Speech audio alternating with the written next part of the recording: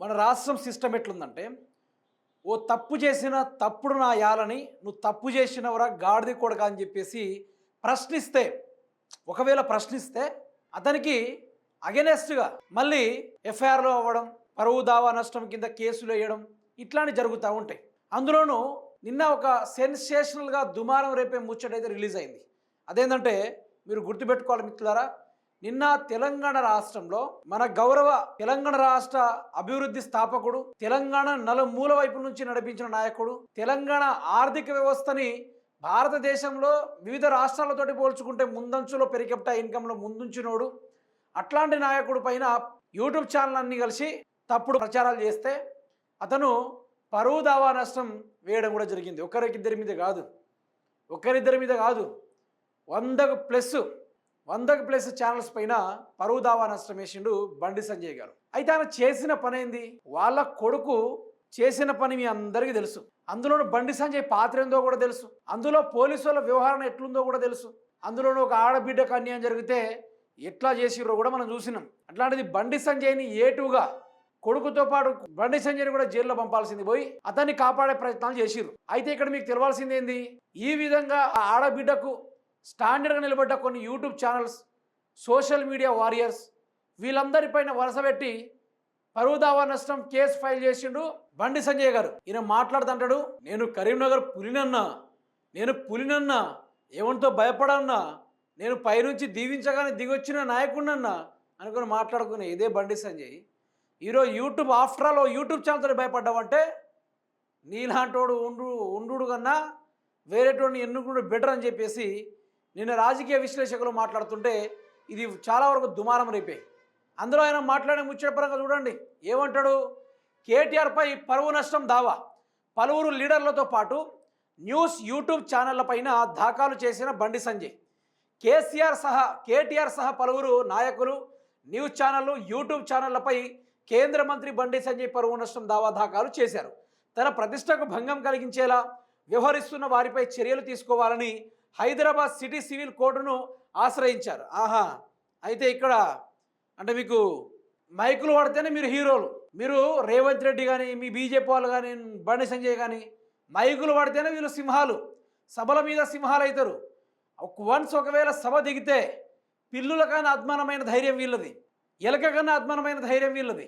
అందులోనూ RGTV channel కానీ, తొలివెలుగు కానీ, న్యూస్ లైన్ కానీ, తర్వాత సిగ్నల్ టీవీ కానీ, వరుసపడి తెలంగాణ కోసం కొట్లాడుతున్న వైఆర్ టీవీ కానీ, తెలంగాణ రాష్ట్రంలో పనిచేస్తున్న ప్రతి ఒక్క నల్లబాలు కానీ, ప్రతి ఒక్క యూట్యూబ్ బీఆర్ఎస్ చందు కానీ, చాలా వరకు తెలుగు స్క్రైబే కానీ, ఏవైతే వీళ్ళ అవినీతిని బయట పెడతా ఉన్నాయో ఎక్స్ హ్యాండిల్ మీద కానీ, యూట్యూబ్ ఛానల్స్ మీద కానీ, వరుసబట్టి ఇన్స్టాగ్రామ్ మీద వరుసబట్టి సార్ అయితే పరువు దావా నష్టం కింద సివిల్ కోర్టుకి ఎక్కిండట. ఇన్ని బాండ్లు తీసుకొని 256 పేజీలతోటి ఆయన సివిల్ కోర్టుకి వెళ్ళేసి మరి ఈ యొక్క సబ్జెక్ట్ని తీసుకెళ్ళి అక్కడ పెట్టారట.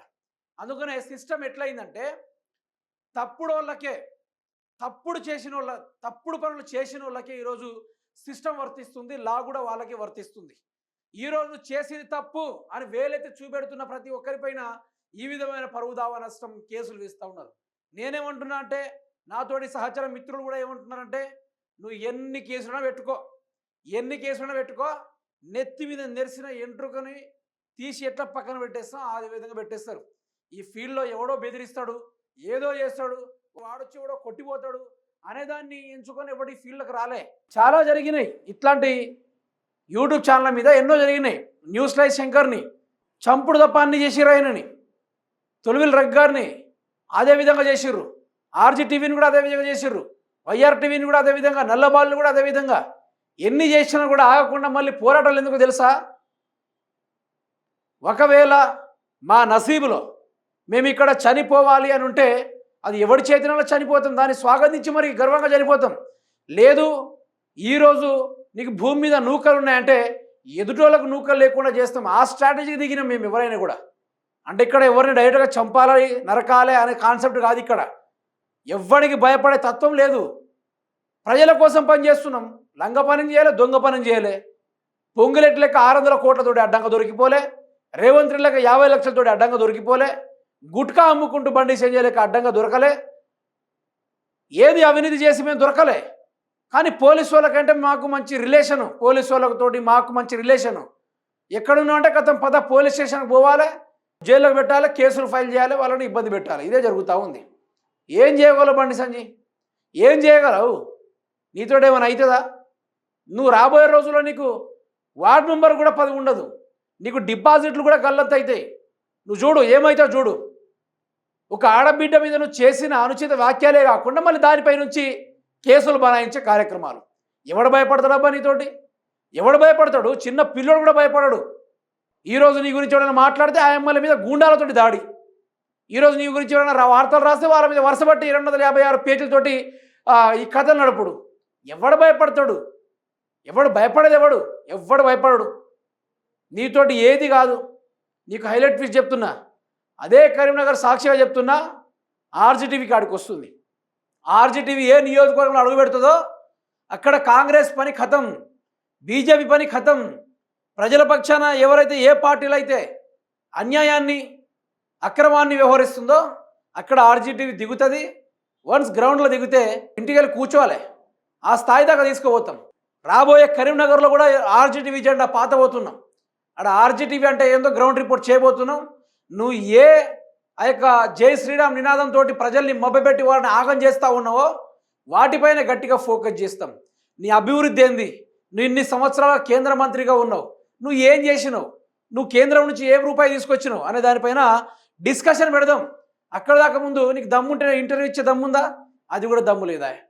ఏమైనా ఎవరికైనా సబ్జెక్టు ఉన్న ఎవరికైనా హోం సహాయ శాఖ మంత్రివి కదా నువ్వు, ఈరోజు దాని పాలసీ ఏందో చెప్పు, దాని కథ ఏందో చెప్పు, దాన్ని వివరించి చెప్పు.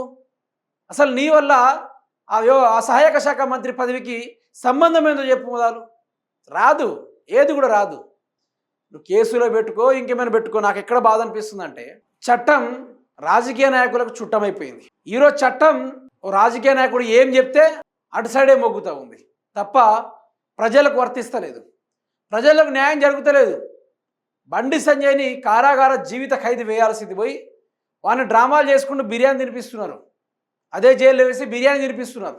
అట్లాంటి వాళ్ళని జైల్లో వేయాలి, లైఫ్ లాంగ్ ఖైదు వేయాలి. అతనితో పాటు బండి సంజయ్ని కూడా వేస్తే బాగుండని నరేంద్ర మోడీ గారు కూడా చెప్పారు. ఎవరిని కూడా వదిలే ప్రసక్తే ఉండదు. ఏదో అనుకుంటారు మీ చేతిలో. ఈరోజు 5 ఏళ్ల జీతగాలు మీరు పెద్ద సీఎంలు మినిస్టర్లు తొక్క తోలేం కాదు. 5 సంవత్సరాలు ప్రజలకు జీతగాలు మీరు. రాబోయే రోజుల్లో ఆ జీతగాల దెబ్బేదో చూపెడతారు. లబోదిబో అని మొత్తుకునే రోజులు కూడా దగ్గరలోనే ఉంటాయి.